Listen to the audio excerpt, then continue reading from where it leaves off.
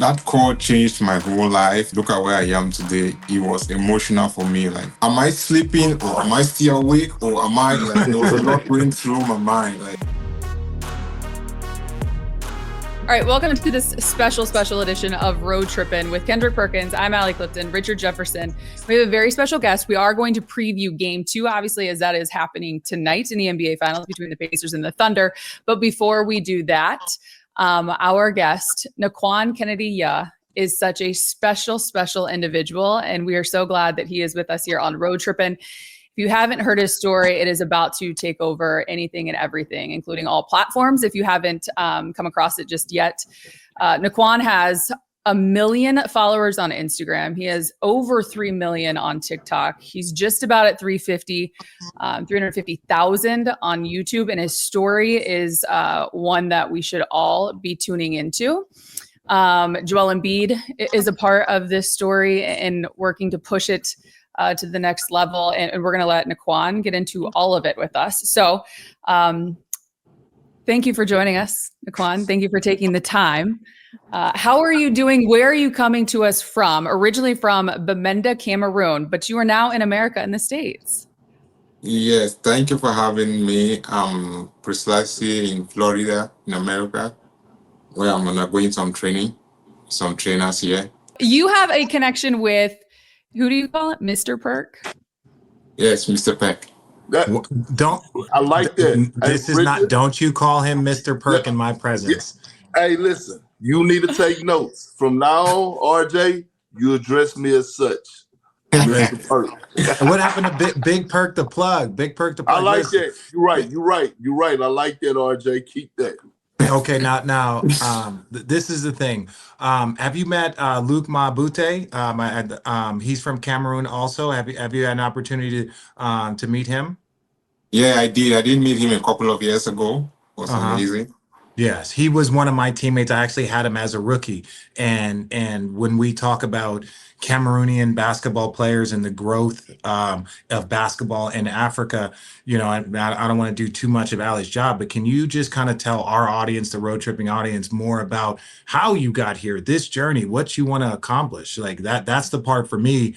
I've been watching basketball in Africa grow year over year and more players committed to the process. So your journey to me is one of the more fascinating. Actually, thank you. Actually, coming from Cameroon, with having people like Bahamute, Joel Embiid, and Pascal Siakam has been like a stepping stone for me, like a motivation. Having them grace the bigger stages of basketball and play at the NBA motivate kids like us from Africa, knowing where they are coming from and where they have been. Yeah. And it helps us understand, like, through hard work and determination, you can get to where you want to be. So, like me, like having them, I met Bahamute a couple of years ago. It was an inspirational time for me because we had it was not like a long conversation, but just some few words. He told me to keep going and just believe in myself. Like, I can do it with hard work and determination and focus. So, yeah, I'm here. Like, this is just the beginning of my journey. I've been here a couple of weeks. It has been amazing with amazing trainers. And, yeah, so it has been good. Yeah. So look, you've been watching the NBA Finals? Yeah, I have. So your brother, your good friend, I think he's from Cameroon, right? Yeah, Pascal Siakam. Pascal Siakam. Balling right now. How that make you feel? It makes first of all, I'm proud of being a Cameroonian. I'm proud of what he has accomplished and what he's doing at the bigger stages. Him being an MVP on the conference finals made me understand that through hard work and discipline and focus, because I've watched him a lot, not just as him playing workouts and training and interviews, and one thing is always specified and stomped on is all about work. Like, if you put in the work, it's going to eventually show off. So like him doing what he's doing now just make it like a proof of what he has been saying throughout. Like, hard work, you can become good at your craft. So you went viral and put the world on notice from your training, right? Training with, what was it? Tire rims, bricks, on railroad tracks, plastic bottles. Like, where did that come from? How did you get that? Like, tell us, take us through the process of that, because us in the United States, we're used to air conditioning and gyms. Yeah, yeah. Early age, like me growing up as a kid, I come from a place where my parents are so disciplined. Like they try as much as able to raise us the right way. Like being so much like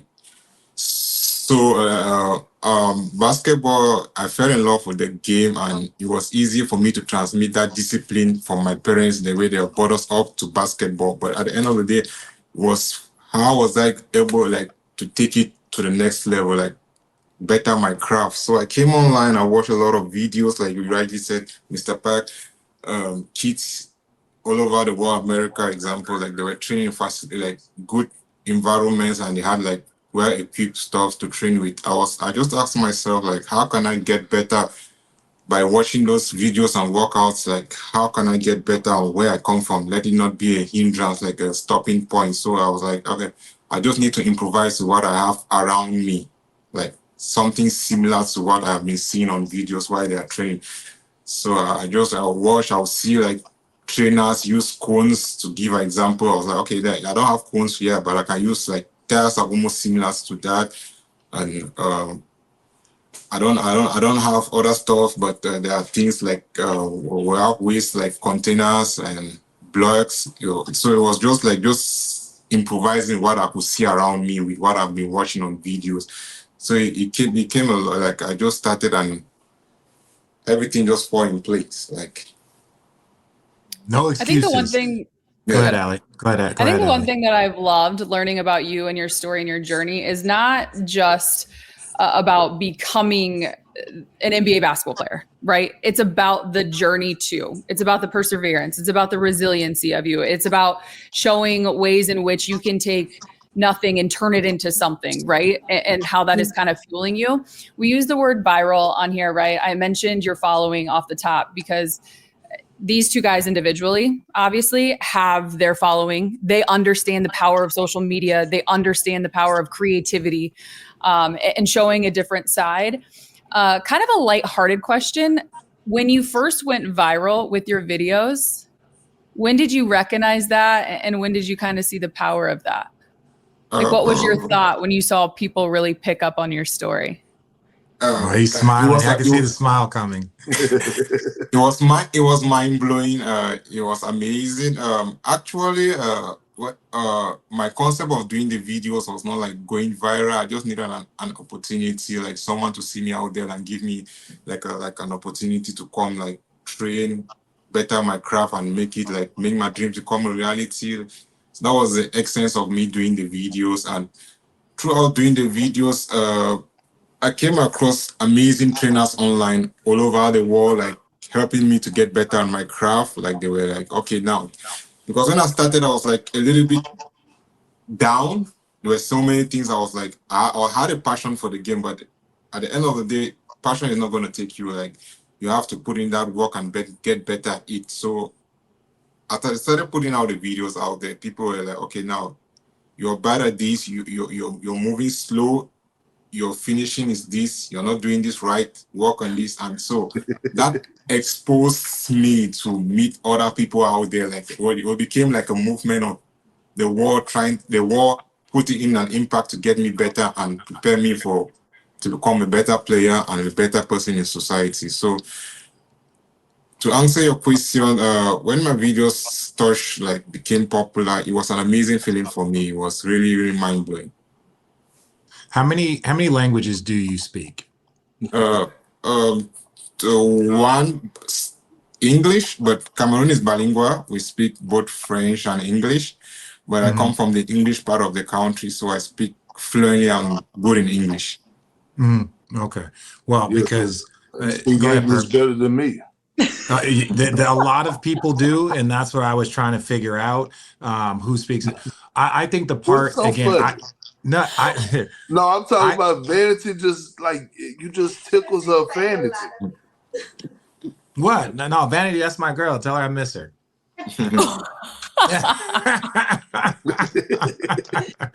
So no, I think the thing I was excited about the opportunity to speak with you is because I had seen your videos. I didn't know much about your story, but I seen your videos and they were inspiration to me. Thank you. My story is nothing like yours, but I had humble beginnings. Perk said he had a dirt a dirt little lot, and his grandfather put up a basketball hoop on the side of their house. I didn't have a lot. I would be out in Arizona. I don't know what it is in Celsius, but it was 120 degrees and I would be outside playing. So when I saw that, there was just a visual of me as like, there's no excuse. There's no excuses for you to not work on your craft. If you need everything to be perfect, you need all the trainers, you need all the stuff. There's an individual like you out there that is grinding and working and putting forth an effort. And I think that's something that really should be complimented. And I think a lot of people are excited about your journey because you inspire people at a very, very high level. I want to know, so how long have you been here in America? How is your training going? And what has been your favorite part of this experience coming over here? Uh, um, I've been in America for it should be my third week, if I'm not making no Okay. mistake. Um, the favorite part of me being here is having having the best facilities and good trainers and the people I've come across with, the people I've met, and the people I've had interaction with, the coaches and the trainers that they have been so good and so inspiring. Like they have been working so hard to keep me in better shape, get me better for preparation for the games ahead. So it has been amazing being here so far. Mhm. So Nkwain, so Yeah. I know you're here, you're working out. Here's my thing, right? It's getting to the summertime. I'm a scout. What could I look for as you in the player? Like, what are you bringing to the table as a player? If I'm a scout of one of these organizations, what type Uh, of player am I getting? you're getting a full player with so much energy who is going to put it all on the court on both ends, being on offense or on defense, will put it all to help his team win. So that's me, like that guy who is able to go out there and give it all, put it all on the floor. That's what we like to hear. When you received that call and saw Joel Embiid on the other end, what was that moment like for you? That call changed my whole life, like changed everything. Like look at where I am today. It was emotional for me. Like I kept on back home, back home where I'm coming from, things like that, like that we usually refer them to like it's not true. It's like you're dreaming, you're delusional, or your mind, or you're still sleeping or stuff like that. So after the call, I was like, hey, am I sleeping or am I still awake or am I like there was a lot going through my mind. Like, and one thing about the call was not just about the call, it was like him making me to understand, like, hey, you're my brother, you're coming from where I'm from. I know your struggle, I know what you've been through. I'm giving you this opportunity to go out there and prove yourself to the world you can do it. So it was more like him having that faith and confidence in me, and I will never take that for granted, and I will never forget those moments. Like it stuck in my mind all the time. Was that the like energy in life that you needed? Because I could only imagine you working so hard for that amount of time, right? And sometimes you're not seeing the reward come as fast as you would like it. Like, what kept you motivated? Like the perseverance, like for you to keep going. What kept me motivated was like one thing was where I came from. Like I come from an environment where things are a little bit hard and there's a lot going on back home. So like what kept was just where I came from. I knew if I give up, there will be no tomorrow for me or my family, or a better life for myself and my family, or my dreams becoming true. At the end of the day, you give up, the story dies the day you give up. But if you don't give up, there's still more ahead of you. So it was just all about keep going, stay disciplined, stay focused, and stay truthful to yourself. At the end of the day, it's gonna get better. That's what I tell myself every day.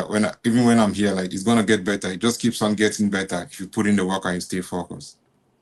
So what's the next step right now? I'm sorry, but what's the No, next go. step right now? So you train, you've been here in America for 3 weeks, you're training. What's the next thing that you are about to accomplish? Is it a workout? Is it with teams? Like what is the next thing for you on that journey while you're here? Right now, I'm just focused on getting better with the training. Why the team they're trying to organize some trials, some games. So like, I'm just waiting on them to give me like the next step of this, the next stage of where I'll be going or where I'll be playing.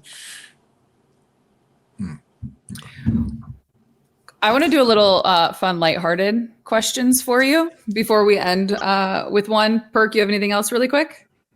No, that was it. We're just happy to have you here, bro. Yeah. For real. Excited. Thank you for having me. It has been a pleasure talking to you guys. Like you guys, watching you guys back from Africa and talking to you guys is it's a mind-blowing experience and an opportunity for me. I will never take that for granted. Oh, we got you, man. That's amazing. You're not done yet, though. You're not done yet. If you could meet any basketball player while you're here in the States, who would it be? Actually, that's a tough question. I would love to meet all. Because You should just do an NBA tour, all the cities. yeah. Because at the end of the day, like each NBA player has what he brings to the table. There are some days you watch some games and you're like, I want to meet this player and ask him on how he goes with this and how he gets out of this pressure, how he takes care of this and becomes better at that. Tomorrow you watch another game, another player does another thing. You're like, okay, now this player, I need to get this in there. Because at the end of the day, what do you see what they play as like the games we have been watching? There's a lot of work put behind the scenes to be able to get there. Like you guys are ex-NBA players, you know it better than what I'm saying. Like you guys put a lot of work off the cameras to be able to get in front of the cameras and play at a high level. So when I watch like what I'm seeing in front of the cameras, I would like to know what made it behind the cameras to be able to be better at what we are seeing. Because I want to be there. I want to be there one day. I want to be able to get in front of the crowd and be able to put that help my teammate win. Is he on offense? Is he on defense? Is he on rebounds? Is being a good teammate on the bench or whatever? So at the end of the day, there are certain things I see while watching where I need like some explanation. So like that's one thing I'm saying I would like to meet like all of them because I have so many questions. And if you guys had one, well, let's start with you. Obviously, the both of you, you're NBA champions. You have a lot of experience in this league. If there is one piece of advice you would give him, as we're sitting here asking him to give advice to those that are trying to make it just like him, what would you tell him? I would say this is the start of your journey, right? The basketball player that you'll be 6 months from now, a year from now, 3 years from now, 5 years from now. There's a thing where they call stacking days, just every day stacking days. Watching basketball is key. It doesn't matter if it's on YouTube or highlights. As a kid, I used to watch a player do a move and then I would go practice that move for an hour. And then I would go and see something. So I would watch the basketball game with a very different eye, even as a kid. It's like, okay, how can I find something that I can go work on?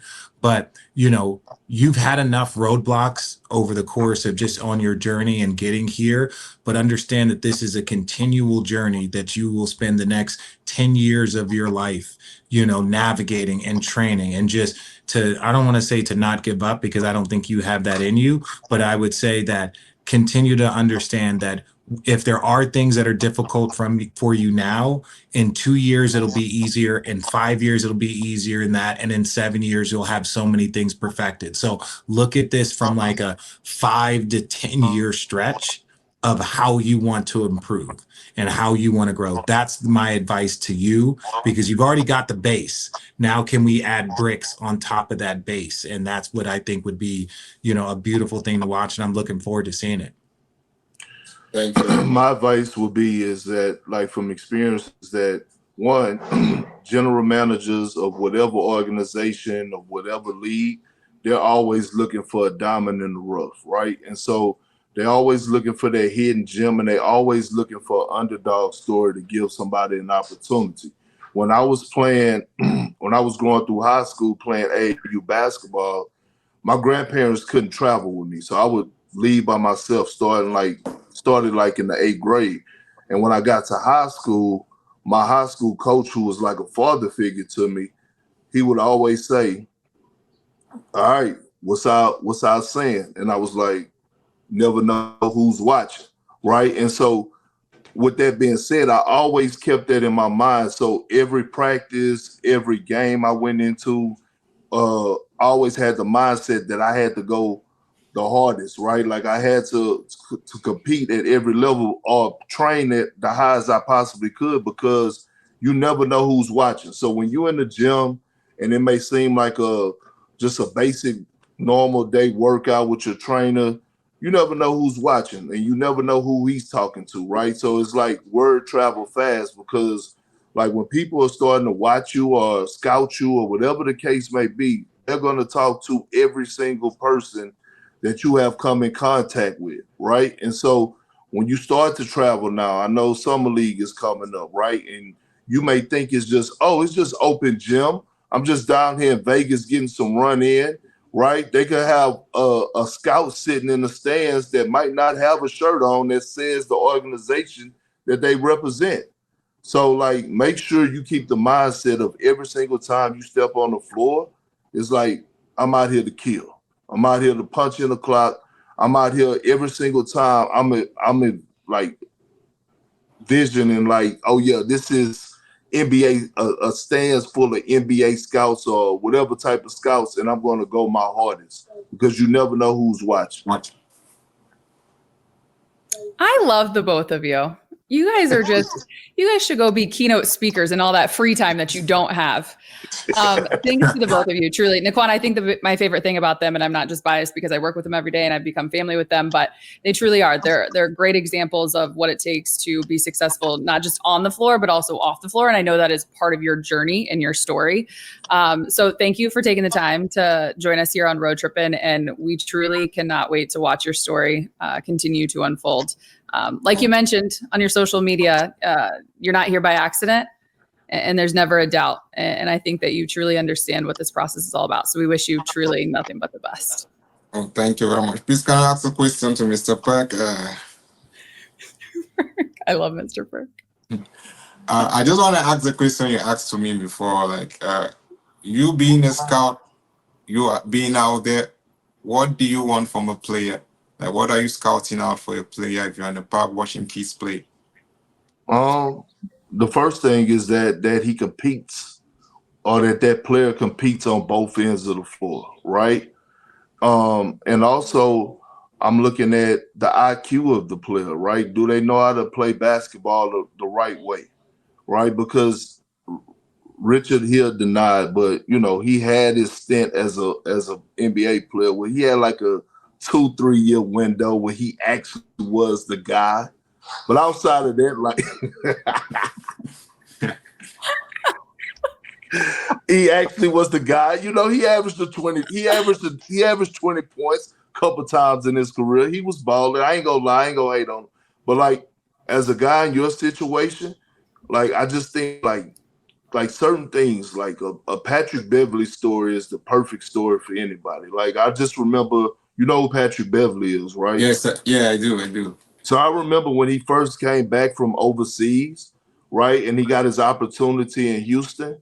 Like he was just known for just being like a pest, a dog, like picking up 94 feet, fighting to get over screens, taking charges. Like when the ball swung his way, he knocked down open shots. And I think that's the key thing too, is like being able, not saying you have to dribble and create, but like being able to spot up and knock down open 3-point shots and open shots at a high level. Like those are the biggest things. You're gonna go all out like defensively. I could see it in you. I could see it in your training. Offensively, you got to be able to be a consistent shooter. That's it. What about you, Mr. Richard? For me, What my question again, Perk nailed it, but this is one thing I try and offer. Playing basketball is the dream. Being able to play basketball for a living is the dream. Yes, the NBA is the pinnacle, but I tell everybody, and I don't put pressure on my kids. I'm like, if you want to coach basketball, if you want to be a referee, if you want to be a GM, if you want to be a scout, the thing that brings us together is the love of the game. Right? Like there's nothing better than being a basketball player, but I love what I do right now because I love the game. So I want to make sure that while you're going on this journey and your goal is to play basketball, but I also want you to keep your mind open. It's like, okay, well, how also, right, when my playing career is over, or if I decide to go and play in Europe, or if I decide to go play, if I decide that, how can I just be around the game of basketball? Basketball changed my life. It's changed everybody else's life here. But I also don't want people to seem like if I don't make the NBA, if I don't do this, all of this was not worth it. No, basketball can change your life. And when you do this, be like, oh, it might be great to also coach. It might be great to work with players, or I like scouting. So if you love basketball at your core, it's not just I need to be on that roster and that's the only way my journey is a success. That is not true. Your journey is a success if you can be involved in the game of basketball and make a living in any capacity. That's not to discourage the game, but even for players like me that played 17 years, eventually we have to move on to the next step. And my goal was, how can I still be involved in the game of basketball because I love it? And obviously you do. So keep your mind open that, hey, after I do this journey for 10 years, 15 years, what do I want to do next involving in the game of basketball? And start that journey now. If you want to be a scout in 15 years, if you want to be a coach in 15 years, do that. I wanted to be a broadcaster. So I started broadcasting and doing stuff when I was in year 10, 11, 12 of playing. So I started doing this journey where I'm at right now 5, 6, 7 years before I even retired. And now I'm blessed to be here. So what I would say to you is everything that you're doing is perfect, but if you truly love the game, like I know you do, also keep your mind open to other avenues in which you can be involved in the NBA. Okay, I will. Thank you guys so much for the advice. And Well, we Absolutely. appreciate you, man. We appreciate Of you course. joining us, For man. those This that is are awesome, listening man. and watching, be sure to go check out Nkwain's story. You can find him on Instagram, TikTok, YouTube. It's truly, truly inspiring. So thank you again, Nkwain. All right. thank you for having me. Thank you, You man. guys have a Good luck, blessed man. day. Good luck. We'll keep in touch. We will. Thank you guys for having me. And you guys have a nice day too. All right. You have a good day, brother. What an awesome story. That truly is. Well, Well done, yeah, Perk. Thanks for the connection on that. Yeah, Perk, you You finally know get some what? shit. You know what? When I get back home after these finals, we're going to the fucking railroad tracks. You know what I'm saying? I'm sick of these spoiled ass kids of mine want air conditioning and all that. No, hey, look what somebody doing. Like he's making these drills. You know what I'm saying? Like imagine the time he took to like get these things that he needed to even try to like. It's just crazy. But anyway, we're here. That's why, like, truly, too, just like his story has evolved when you go watch it on his social platforms to see where it started to now you see his latest videos being here in the States in what you're saying, Perk, a gym, whether it's air conditioner, whatever, like to see that evolvement and just to know that, yeah, he has this ultimate dream to ultimately be in the NBA, but it's not just about making it to the NBA. It's highlighting the resiliency of getting there. I just think is just such life perspective. Can you imagine how his feet felt? Like, think about this for a second. How many pair of shoes? Like, my sons don't wear their basketball shoes to the gym. Like, they got their basketball shoes in their hands, right? Like they're wearing their slip. Like he's outside in the mud, like just like. I got a pair of shoes. I got a pair of shoes to start school. You know that brand new school start to school. Yeah. Those were my PE shoes. Those were my basketball shoes. Those were my church shoes. Those were my school shoes. Those things. By the time we even got to the basketball season, my shoes were dead. Dudes would make fun of me, like I'm talking about. Like again, I'm a freshman or the sophomore, and I got one pair of shoe. The shoes you saw me in PE with, those are going to be the same shoes you see on that freshman basketball court, right? Those are the things that I remember. So when I hear his journey, I find it very, very special. Yeah. Isn't it also kind of nice and refreshing that another grown man can sit here and be in an awe or just take a moment to want to listen to you two speak? Because I feel like the both of you are in this midst right now where people are telling you how you suck. They don't want your take. If they're Pacers fans, they hate you because you're talking about the Thunder.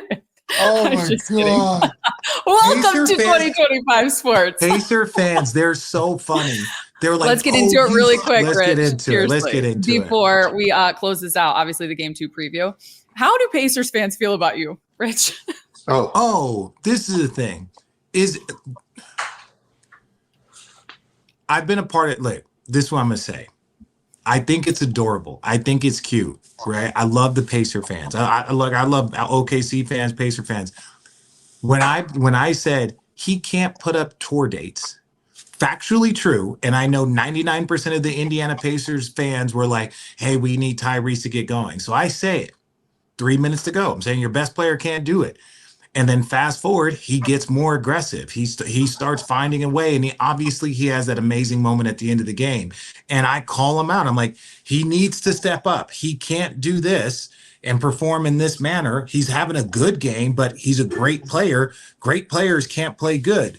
And then he gets the moment, and obviously the special moment that he had, and they're like, oh, you're switching up. I was like, no, I have to talk about it in real time. I have to say he's not performing. And then when he steps up, I then give him credit for stepping up. Now, your emotional roller coaster that you're going on, I'm not on one. I'm just vocalizing what I see, and I have to do it. So I understand if they're sensitive and they're emotional because I'm dictating their emotional roller coaster. But I will tell them this. Tyrese Halliburton walked into our coaches meeting, and I'm probably going to say it on air. He walked into our coaches. Yeah, he walked into our coaches meeting. Everyone's in there. Our player meeting is me, Mike, Doris, some people from the NBA, some people from ESPN. They walk in, and he's like, tour dates is in the building. Tour dates.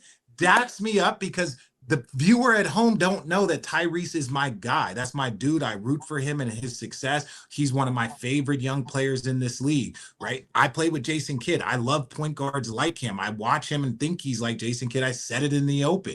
And so he walks in, he laughs so hard. We laugh so hard. Everyone laughs. Everyone's laughing, including him.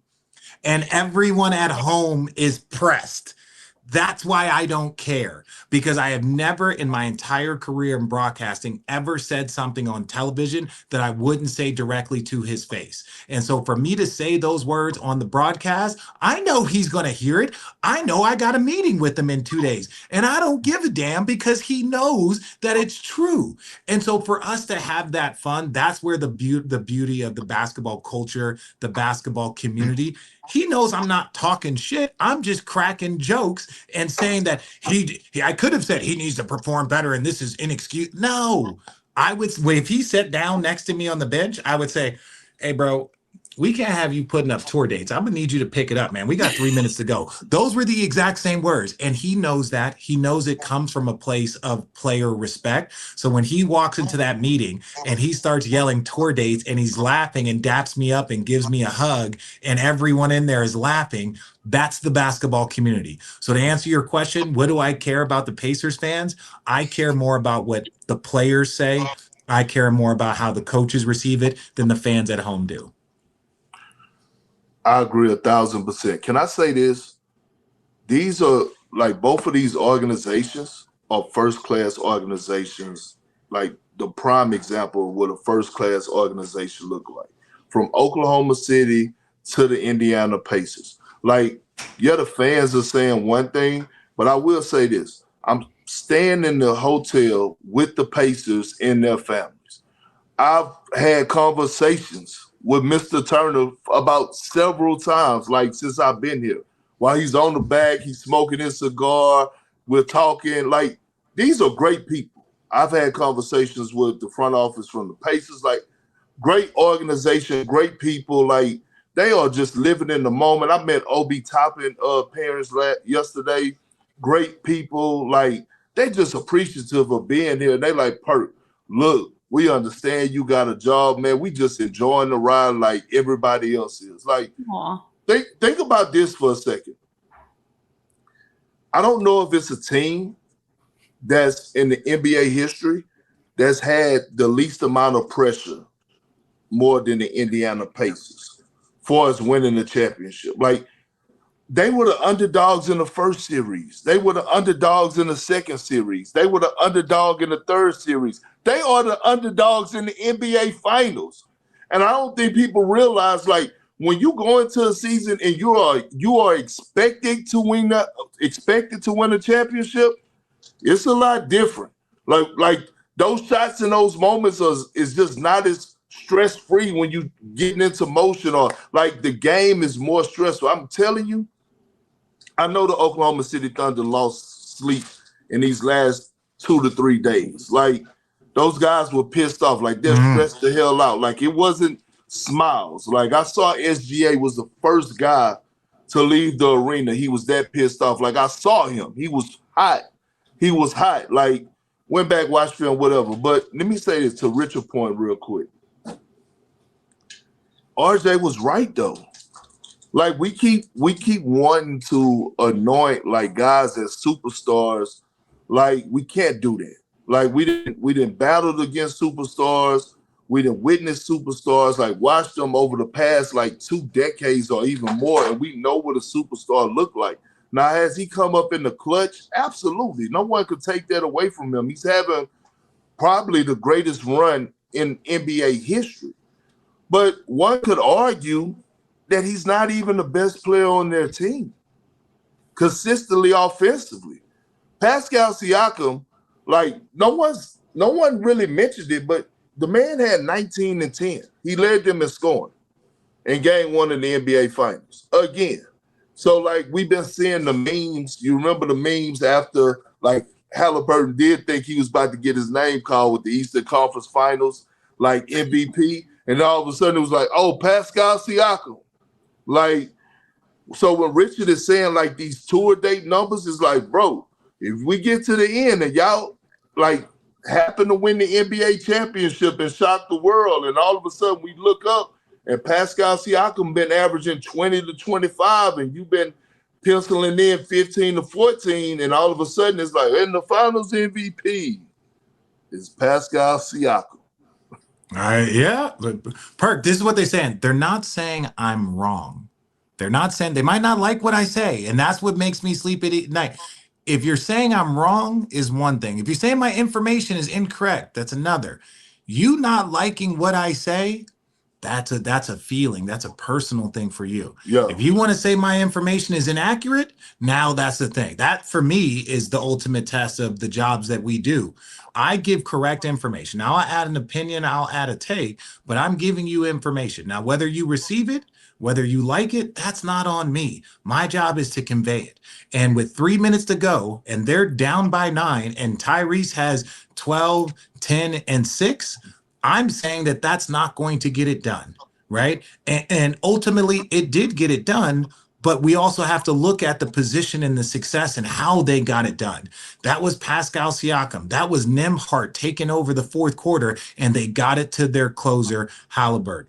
I am the biggest fan of Tyrese Halliburton. The biggest fan of Rick Carlisle I had as a coach, as I am of Shai Gilgeous-Alexander. And if you're OKC, before you get in a tizzy, you have the MVP with the ball in his hands and a chance and a shot to tie it in the mid-range.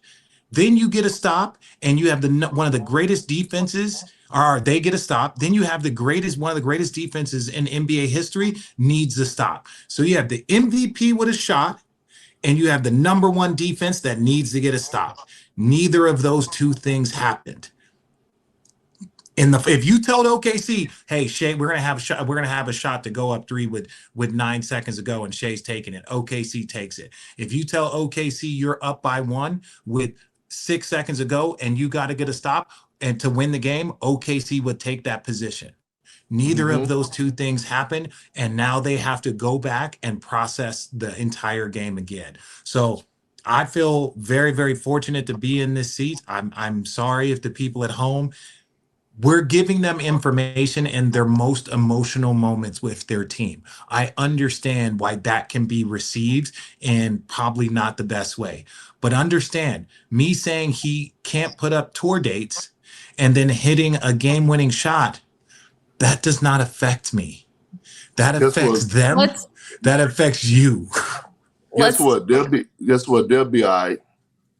Okay, let's steal a line from the legendary broadcaster herself, just recently saying, Doris Burke saying, I usually can tell I've done a decent job when I got multiple fan bases mad at me. Yes. Fair. If both sides are saying that he loves OKC, he won't stop. Oh, he won't shut up talking about Tyrese and how good he is. It's like, so I'm doing a good job of being. You're doing a great job. Very good. I got one thing. I was going to say before we wrap it up, go for it. Yeah. I got one thing. Yep. Can somebody please find out what the hell are they fucking putting in the waters in Canada? I need to know. Like, I don't know if it's red pepper, Swagoo, Louisiana seasoning. I don't know what the hell is going on, but they are breeding some fucking dogs and I'm just talking about from like going all out, like balls to the wall type shit. Luke Dortz, SGA, and Nimhart stood out to me the most. Like, SGA is SGA. He's the MVP. Like, we know he's a silent killer. He's not going to talk too much noise, although we did see the little back and forth exchange between him and Nimhart. But Luke Dortz and Nimhart, what they're bringing on both sides of the floor, like, Luke Dortz balled his ass off. Because they lost, people didn't really, like, we couldn't highlight what he brought to the table, but like 50-50 balls, offensive rebounds, knocking down timely threes, putting Tyrese Halliburton in a damn straitjacket for majority of the game. He didn't even want to touch the rock, to be honest with you. And then Nimhart taking on the challenge against the MVP. Richard, you talked about that shot he got at the mid-range. Like, that was a tough, contested, well-played, like, possession by Nimhart. And then he said, can I have this dance? Can I have this dance, SGA? And put him on the dance. Like, step back for a crucial three. I'm like, bro, like, their mindset is just like different. Like, they actually like embrace these type of moments. And it's just something that needs to be recognized, because I don't know what the hell they're doing down there. Like, and if you go down the list of the Canadian players, we saw SGA and his cousin getting into it in the Western Conference Finals. Like, they were elbowing each other. Like, we saw Dylan Brooks. We saw Dylan Brooks' old grimy self out there battling another Canadian. They're like, look, there, you got Trey Lyles, Jamal Murray. We know Jamal Murray. We know Jamal Murray's side.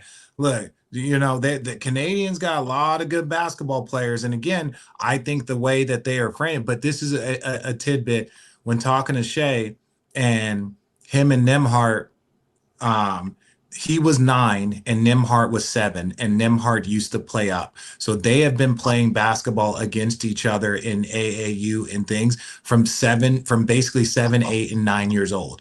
Those two are playing. And that's 20 years of basketball that those guys have competed against each other. And then they're playing on Team USA Canada. Like those are, and they're cool. What I got from is that they're cool, but this ain't time for fucking cool. Like they're not brought. Now there's difference. Shea and Nikhil, they're family. Those are brothers, right? Those are brothers. Nikhil would be smiling guarding Shea, he would be looking at smiling like he was happy to be there. Nimhart, he looks at Shea like, I've been looking to you since I was 8 years old. Fuck this dude, right? In a respectful way. Like you're my boy, but fuck you. Right? Like, we ain't tight like that, Great points by the both of you. I will say this as we wrap it up. Perk, I thought you were giving a professional tease right there when you speak of something has got to be in the water in Canada, because the Road Trippin crew may or may not have a Canadian player who is in the Stanley Cup playoffs right now joining us here on Road Trippin in a couple of days. It's been 3 decades, more than 3 decades since Canada has won the Stanley Cup. So this could be really exciting. May or may not, which means it's going to happen. Manifesting, putting it in the air. Game 2 is tonight, obviously the NBA Finals. We will be live again from the Road Trippin Studios. Devin Harris, Chris McGee, Kendrick Perkins, our guy, is going to join us in the second half as well. Rich will join us post game. So if you haven't already, tap, like, subscribe, to our YouTube channel, and we will see you then.